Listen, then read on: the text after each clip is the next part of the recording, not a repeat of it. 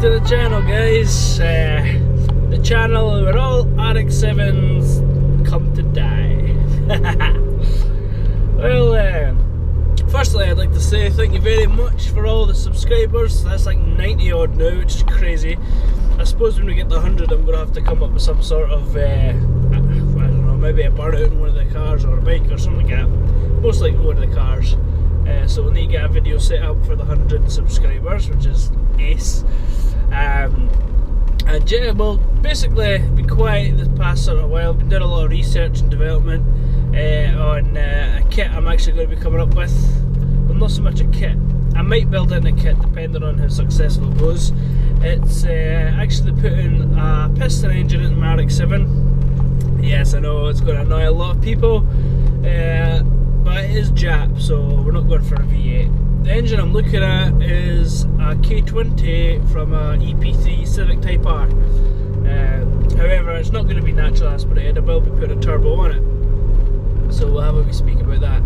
I don't know if you can see in the back there, I've got some tyres in the back to stick on this car. The car I'm away to go and pick up today is a full Civic Type R, a donor car.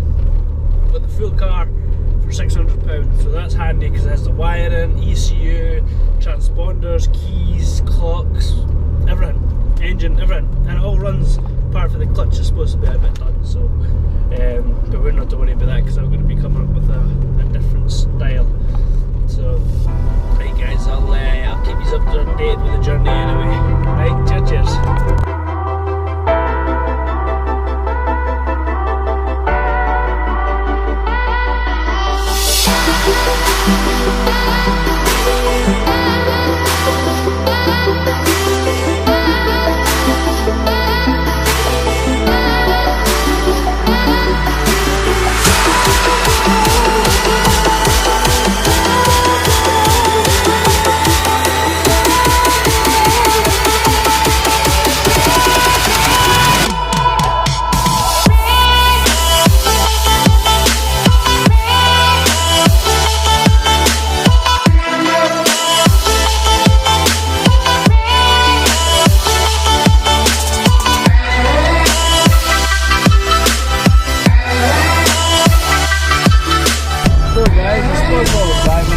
Talk about this conversion I'm thinking about doing and why I'm doing it.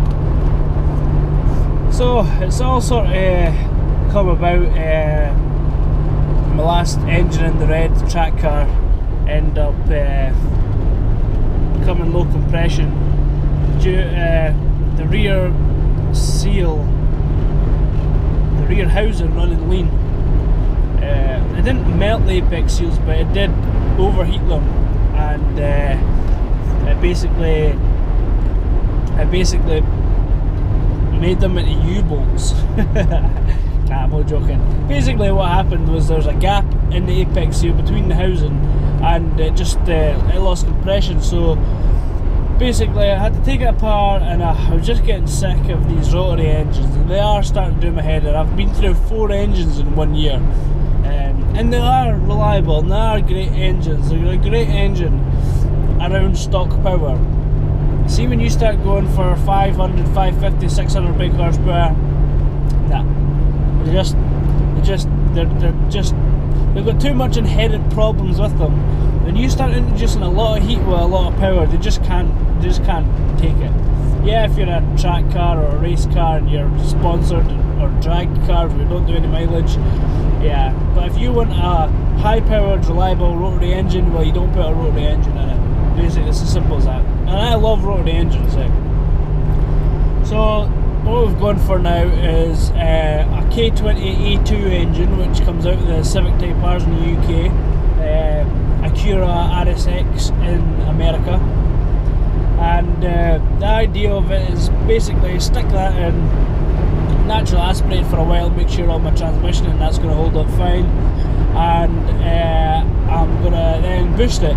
So turbos I'm looking at, there's 2 I'm going to go for, both eBay turbos. I've had good success with eBay turbos.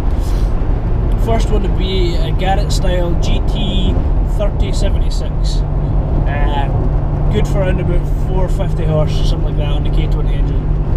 around about 16 to 18 psi.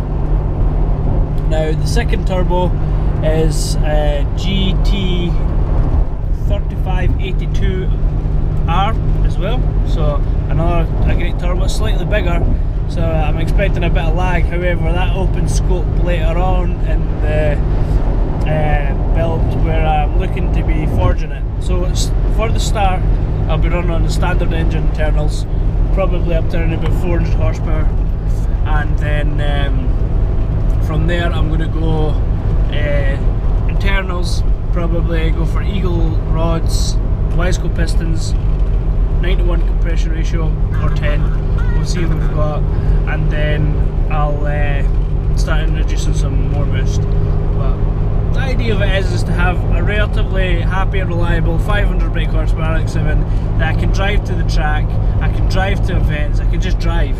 You know, I like the thought of being able to turn the key in the car actually starting.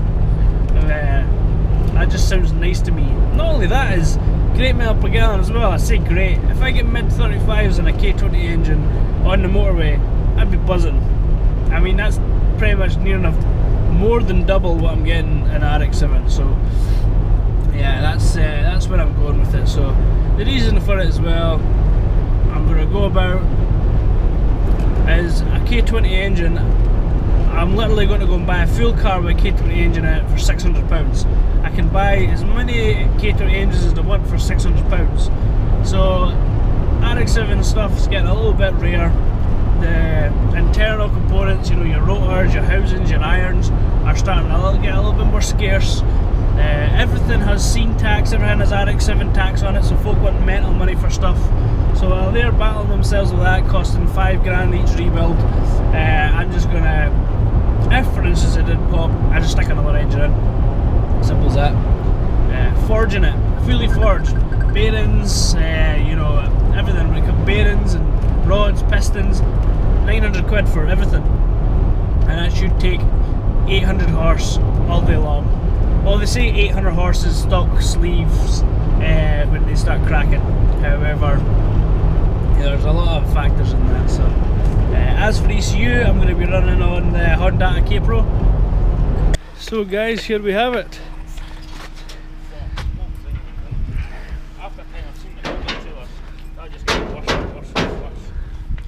We have it all in one piece. Send that to I know, yeah. And got all good to go. Everything in it. Done ourselves compression test. All of them 190 to 195, which is proper even. Happy with that. So yeah, just sort of clamp it down and take it home. Right guys, how's it going? Well, that was a success.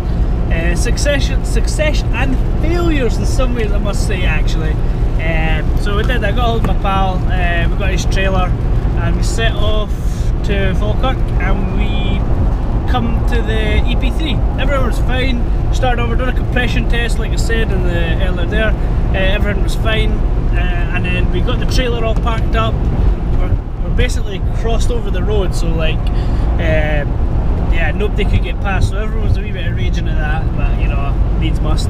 And then the winch packed in, so we ended up disassembling the winch. It was a locking pin, so we sorted that, readjusted that, sorted the locking pin, and it would engage. And then we managed to pull it, well, sort of start pulling it onto the ramps, but we found that the brakes were seized, so out with the hammers and screwdrivers and stuff, and worked off the brakes a bit, and then managed to pull it up, no problem at all. So Callum is ahead somewhere, and I'll catch him at some point, and hopefully I'll get a wee video of the car going up the road. Cheers. Oh yes! Oh hello!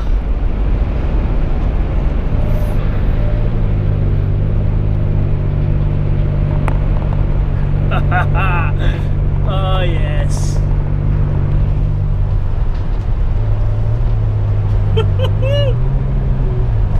There he is, the man himself. That's Callum.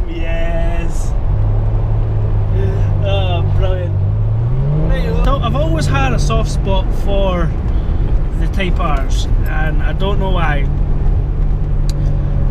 Part of me thinks, you know, I should maybe just chuck a caliper, a disc on the back, sort out the idle control valve issues, stick a new clutch on it, and see how it goes. Stick it for an MOT, see what's wrong with it. I mean, it wouldn't take much. But then again, it's another car, and the miss has been like that. To be fair, it would be pretty irresponsible to do that. And let's face it, they're quick, but they're not that quick. So I think I'll just spend my money, my time, my effort on putting the engine into the RX7. Oh, it's my little brother's car. I've just been putting in some shocks because we had these coilovers. And they're absolute wank. Wank. Rosie's Minimoto. Ordered a couple of the ball joints as well for his car, so we're kind of getting together with that, getting new suspension. I've done the backs, which are absolute piece of piss. These are a bit harder where you need to spread this part here, and then slide these up in here. Oh yes. Come to the graveyard of the RX7s.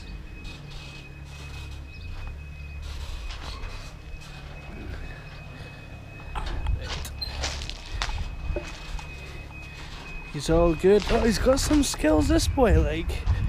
Check this out. Just neighbour. Oh, he's good, like. Look at that. Sorted. So yeah, to recap,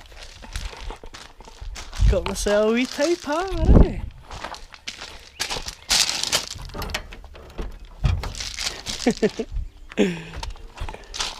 Let's have a wee hop inside and see who we get on.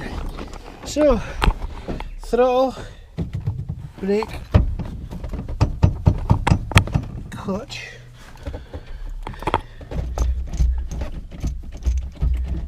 Gearbox feels nice.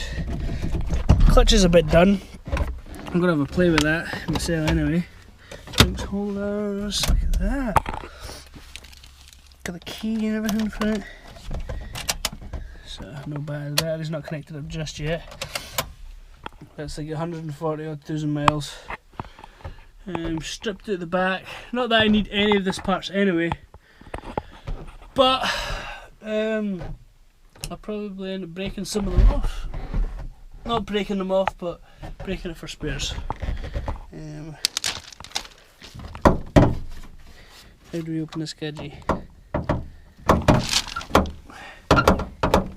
How the fuck? Oh, there we go.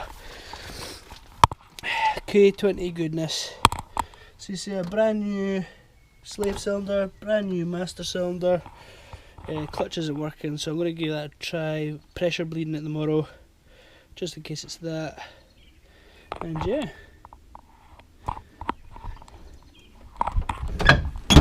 So if you're after any EP3 bits, here's a shout.